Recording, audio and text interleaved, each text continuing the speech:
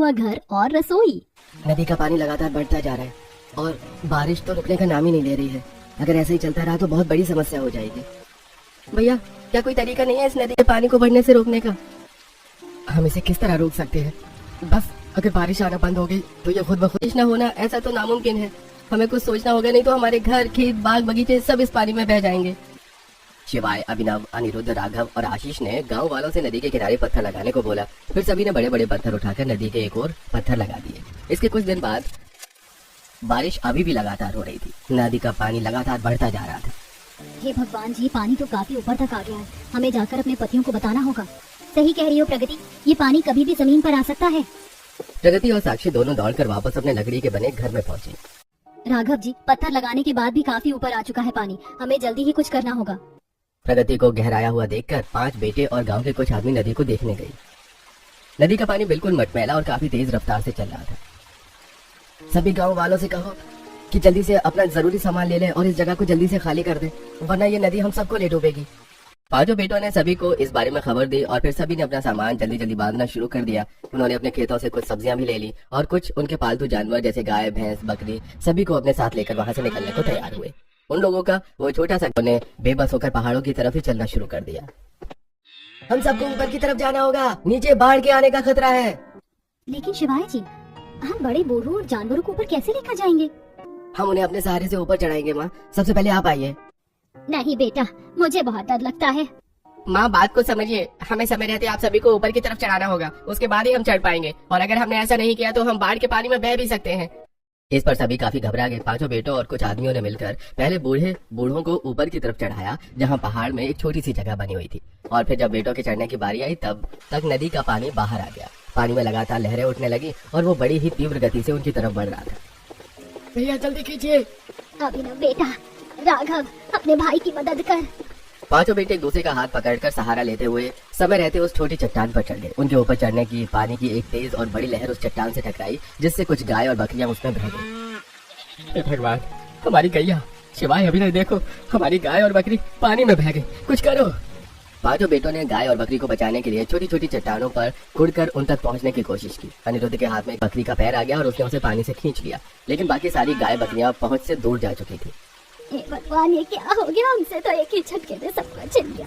हमारा घर, खेत, बाग, हमारे पालतू जानवर भी। अब हम कहाँ जाएंगे? अब रोइए मत माँ जी, सब ठीक हो जाएगा। सभी गांव वाले उस पहाड़ की ओट में उस छोटी चट्टान पर बेबस होकर बैठे हुए थे। तूफान इतना बढ़ गया था कि वहां भी बारिश की ठंडी बूंदें उनके शरीर पर पड़ रही थी, लेकिन उन्हें इस बात की परवाह बिल्कुल नहीं थी, क्योंकि आसमान से ज्यादा आज उनकी आंखें बरस रही थी। सभी सावधान हो जाइए, मुझे लगता है कि हमें यहाँ से भी निकलना होगा। पानी का स्तर बढ़ता जा रहा है। सभी गांव वालों ने बात मानकर पहाड़ों के बीच चलना शुरू किया। काफी देर तक चलते चलते वो काफी ऊपर आ गए, लेकिन अभी तक उन्होंने ठहरने की कोई भी ठीक जगह नहीं मिली थी। अरे और कितना चलना होगा इस बूढ़ी औरत के शरीर में? अब और चलने की क्षमता नहीं है। माँ जी, आप मेरी पीठ पर आ जाइए, आपको चलने की कोई जरूरत नहीं है। अभिनव ने वंदना को अपनी पीठ पर लिया और फिर दोबारा चलना शुरू किया। चलते चलते वो लोग काफी ऊंचाई पर आ चुके थे, जहाँ एक साइड सिर्फ खाई थी। संभाल कर, सभी एक दूसरे को पीछे से पकड़ कर चलो। सभी एक दूसरे को पीछे से पकड़कर चलने लगे। जमीन पर बारिश की वजह से काफी फिसलन थी। ऐसे में अभिनव ने बूढ़ी और वंदना को अपनी पीठ पर लिया था, जिसके कारण उसका पैर फिसल गया, लेकिन खुशकिस्मती से आसपास के लोगों ने तुरंत ध्यान देकर अभिनव और वंदना को खाई में गिरने से बचा लिया। अभिनव, काकी को नीचे उतारकर इनका हाथ पकड़ कर चलो। यहाँ हमें हर एक कदम बहुत ही बड़ी सावधानी से रखना होगा, जरा सी गलती से हमारी जान जा सकती है। लोगों ने फिर और ज्यादा सावधानी से चलना शुरू किया। चलते चलते वो एक ऐसी जगह पर पहुंच गए जो उन्होंने पहले कभी नहीं देखी थी। ये क्या? इन पहाड़ों पर तो खाली जमीन भी पड़ी हुई है और यहाँ कितने सारे पेड़ हैं। ये एक और जमीन है जो ऊंचाई पर बनी है, जिसकी वजह से ये 2 भागों में बटी हुई है। और देखो, वहाँ थोड़ी दूर पर एक नदी भी बह रही है। सभी गांव वालों ने देखा कि पहाड़ पर 2 जमीनें आमने सामने थी। वहाँ उनके बीच में एक खाई थी। नदी से बहता पानी जगह जगह पत्थरों से टकराकर नीचे खाई में गिर रहा था। नीचे का पानी तो बाढ़ की वजह से काफी गंदा हो चुका है, लेकिन ये पानी काफी साफ है। हम इसे पीने के काम में ले सकते हैं। सभी ने उस नदी से पानी पिया और अपने हाथ, मुंह और पैरों को धोया। उसके बाद सभी वहाँ आराम करने बैठ गए। बहुओं ने वहीं पेड़ों से लकड़ी तोड़कर आग जलाई और उस पर सभी के लिए खाना बनाया। क्या हम इस जगह पर अपना बसेरा नहीं कर सकते? ये जगह तो काफी अच्छी है। नहीं माँ, हम यहाँ नहीं रह सकते। हम कुछ दिन यहाँ बिता सकते हैं, और वो भी किस्मत की बात होगी। एक तो ये जंगल बहुत ऊंचाई पर है, लगभग 6 मंजिल की ऊंचाई पर। ऊपर से पहाड़ के ऐसे इलाके में अक्सर भूस्खलन होता रहता है। हाँ भैया ठीक कह रहे हैं, पहाड़ के इन हिस्सों में लोग रोड बनाते हैं, लेकिन यहाँ कोई रोड नहीं है, इसलिए ये जगह खाली पड़ी हुई है। दोनों भाइयों के समझाने पर गांव वालों को सारी बात समझ में आ गई। उन्होंने वहां खाना खाया, पानी पिया और कुछ देर आराम किया, लेकिन उनके मन में भूस्खलन होने का डर बना हुआ था। सूरज ढल रहा था, शाम होने वाली थी। अचानक ही जमीन में हलचल शुरू हो गई। भाभी मुझे चक्कर आ रही है, यहाँ पर जमीन सच में हिल रही है। अरे नहीं, जिसका डर था वही हो रहा है। जल्दी यहाँ से चलो। अचानक ही पहाड़ से छोटे पत्थर गिरने लगे। सभी गांव वाले अपनी जान बचाकर नीचे की ओर भागे। नीचे की जमीन तिरछी बनी हुई थी। उन्होंने धीरे धीरे उससे उतरना शुरू किया। उन्होंने देखा कि पहाड़ के अंदर छोटी छोटी गुफाएं बनी हुई थी। अपनी जान बचाते हुए सभी उन गुफाओं में चले गए। शुक्र है भगवान का कि यहाँ गुफाएं भी बनी हुई हैं, वरना हम सब मारे जाते। अच्छा हुआ कि हम सबने पहले ही ध्यान दे दिया, नहीं तो किसी की जान भी जा सकती थी। सभी देख रहे थे कि पत्थर अभी भी गिर रहे थे। ये सब देखकर सभी को बहुत डर लग रहा था। कुछ देर तक बड़े बड़े पत्थर उनकी गुफाओं के आगे से गिरते रहे। कुछ उनकी गुफाओं से टकरा भी रहे थे। अब मुझे नहीं लगता हम इससे आगे जा सकते हैं। अब जब तक बाढ़ का पानी उतर नहीं जाता तब तक हमें यहीं रहना होगा। लेकिन हम यहाँ रहेंगे कैसे? हाँ, यहाँ से बाहर की जमीन तिरछी है। हम कोशिश करें तो रह सकते हैं। उसके लिए हम अपने साथ जो सामान लेकर आए हैं, हमें उनकी मदद चाहिए होगी। अरविंद ने सभी गांव वालों को बता दिया कि अब उन्हें यहीं रहना होगा और इसके लिए इस जगह पर उन्हें काम करना होगा। गांव वाले भी इसके लिए राजी हो गए। चलो बेटा, अब हम सभी को इन पत्थरों को तोड़ना और काटना होगा। इसके लिए हमें कुछ लकड़ियों की भी जरूरत पड़ेगी, जिनके लिए हमें वापस ऊपर ही उस जमीन पर जाना होगा जहाँ पर पेड़ खड़े हुए थे। आप फिक्र न करें पिताजी, ये काम मैं और अभिनव भैया कर लेंगे। इसके बाद अनिरुद्ध और अभिनव रस्सी बांधकर वापस उस जगह पहुंचे जहाँ पर भूस्खलन की वजह से ढेर सारे पत्थर पड़े हुए थे, जिसकी वजह से वहाँ के पेड़ टूट गए। भैया पेड़ तो पहले से ही टूटे हुए हैं, अब तो हमारा काम और भी आसान हो जाएगा। ठीक है अनिरुद्ध, अब जल्दी से लकड़ी काटना शुरू करो। पेड़ टूटने की वजह से उन्हें उसे काटने में ज्यादा देर नहीं लगी और वो काफी सारी लकड़ियां इकट्ठी करके रस्सियों की मदद से नीचे ले आए। अब उन रस्सियों को बीत कर लोगों ने अपनी अपनी गुफाओं में काम करना शुरू किया। उन्होंने लकड़ी से गुफाओं के आगे गैलरी बनाकर रेलिंग लगाई ताकि वहाँ पर गिरने का खतरा न रहे। हमें किसी तरह एक से दूसरी गुफा तक जाने का रास्ता बनाना होगा। हम लकड़ी से पुल की तरह एक से दूसरी जगह जाने का रास्ता बना सकते हैं। नहीं, लकड़ी का रास्ता बनाना बेकार है। एक पत्थर गिरते ही टूट जाएगा। इससे अच्छा हम पहाड़ को ही तोड़कर उसमें सीढ़ियां बना लें। उन पर रोक के लिए लकड़ी की रेलिंग बना सकते हैं। अब इस तरह सभी ने अपना काम करना शुरू कर दिया। पहाड़ की सतह तिरछी थी, जिस वजह से उन्हें काम करने में ज्यादा दिक्कत नहीं हुई। कुछ दिन लगातार पत्थरों को तोड़कर उन्होंने वहाँ सीढ़ियां बना ली और उस पर लकड़ी को रस्सी में बांधकर रेलिंग का आकार दिया। बहुओं ने गुफाओं की सफाई की और कुल्हाड़ी से उन्हें रहने लायक कर दिया। अब इस पहाड़ के अंदर उनके छोटे छोटे घर बन चुके थे। इतने दिन से लगातार काम कर रहे हैं, लेकिन अभी भी इन घरों का काम पूरा नहीं हुआ। साथ में खाने पीने का भी इंतजाम करना पड़ता है। वो तो अच्छा है भाभी कि हर पहाड़ी के पास एक छोटा झरना बह रहा है, नहीं तो पानी की बहुत दिक्कत बन जाती।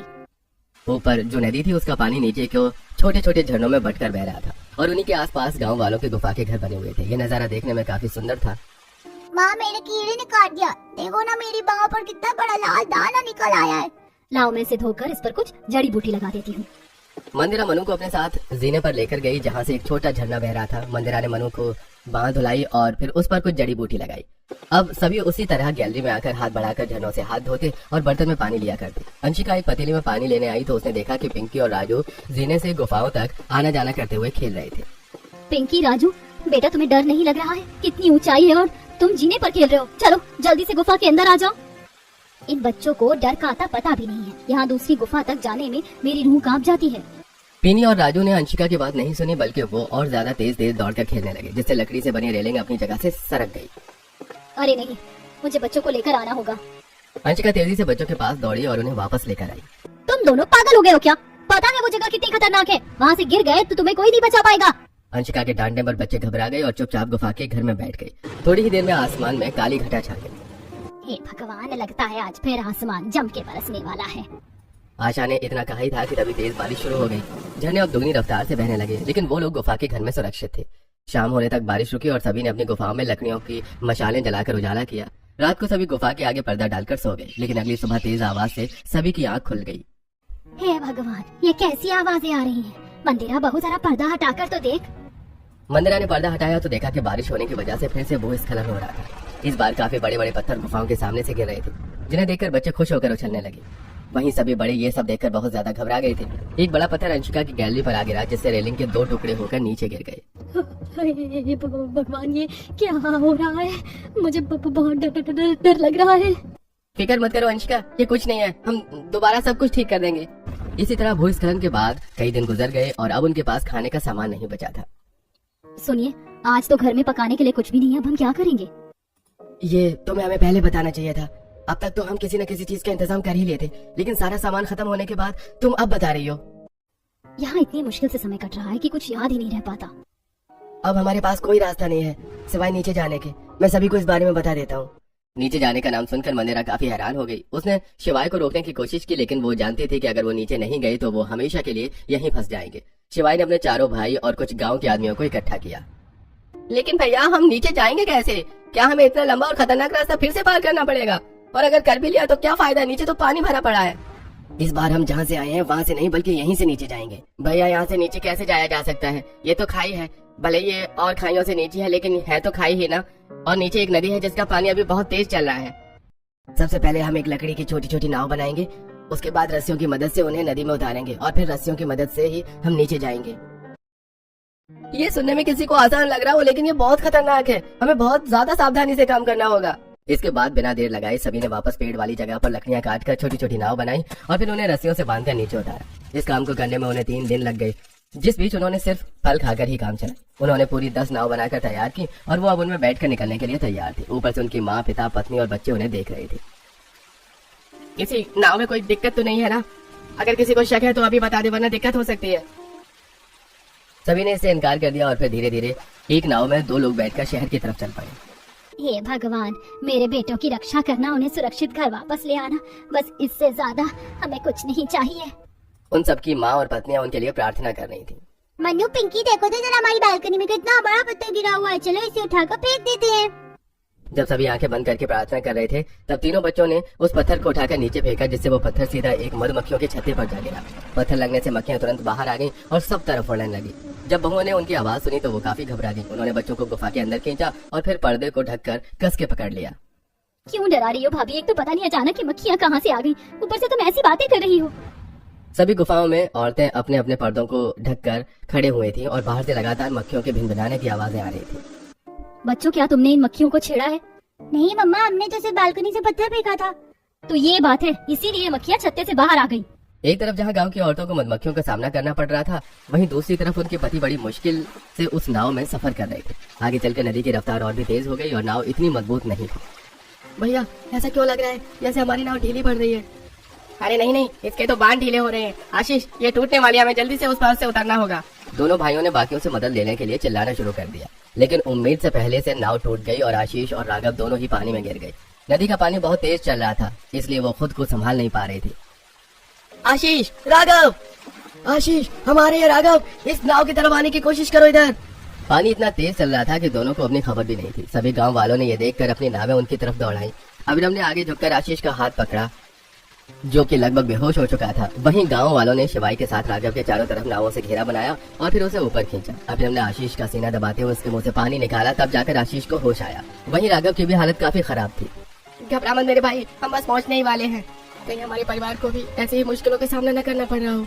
काफी लंबे सफर के बाद सभी को एक जमीन नजर आई जिस पर कुछ घर भी बने हुए थे। सभी उधर की तरफ ही चलो, शायद वो कोई गाँव है।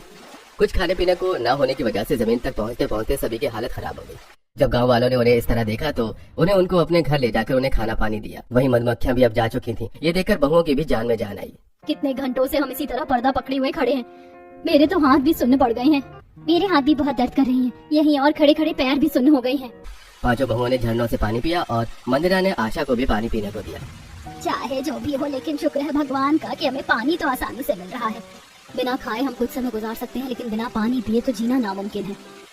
बहुओं के पास जो बचे खुचे फल मौजूद थे उन्होंने वही खाकर गुजारा किया। वहीं दूसरी तरफ उनके पतियों ने गांव वालों को सारी बात बताई। अरे भाई, मानना पड़ेगा, तुमने बड़ी हिम्मत से काम लिया है, नहीं तो ऐसे में लोग हार मानकर अपनी जान से भी हाथ धो बैठते हैं। हम तुम्हारी हिम्मत की दाद देते हैं भाई। भाई साहब, अगर आपको ठीक लगे तो आप यहाँ जब तक रह सकते हैं जब तक आपकी जमीन से पानी नहीं उतर जाता। इस तरह पहाड़ों में रहना कोई आसान बात नहीं है, और आपके छोटे छोटे बच्चे भी होंगे, उनका ख्याल आपको हर समय रखना पड़ता होगा। हाँ भाई साहब, हम अपने मुखिया से बात करके आपको कुछ समय यहाँ रहने की इजाजत दिला देंगे।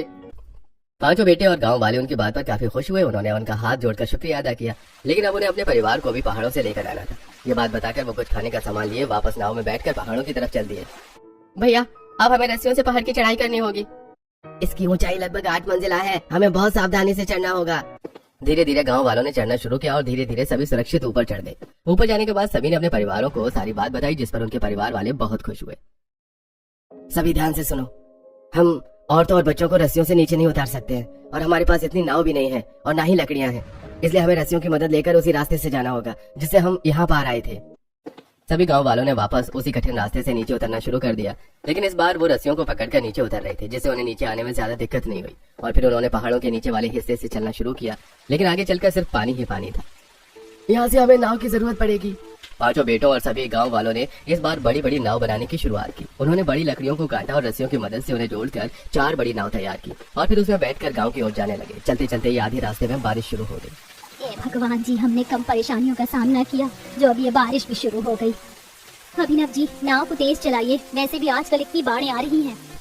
दिव्यांका ने इतना बोला ही था कि तभी पीछे से एक बड़ी लहर उठने लगी। गांव की जमीन काफी करीब थी। सभी आदमियों ने एड़ी चोटी का दम लगाते हुए नाव को तेजी से चलाया और आखिरकार लहर के पहुंचने से पहले सभी गांव तक पहुंच गए। सभी ने भगवान का शुक्रिया अदा किया और अब उन्होंने देखा कि उन्हें रहने के लिए एक जमीन मिल चुकी थी।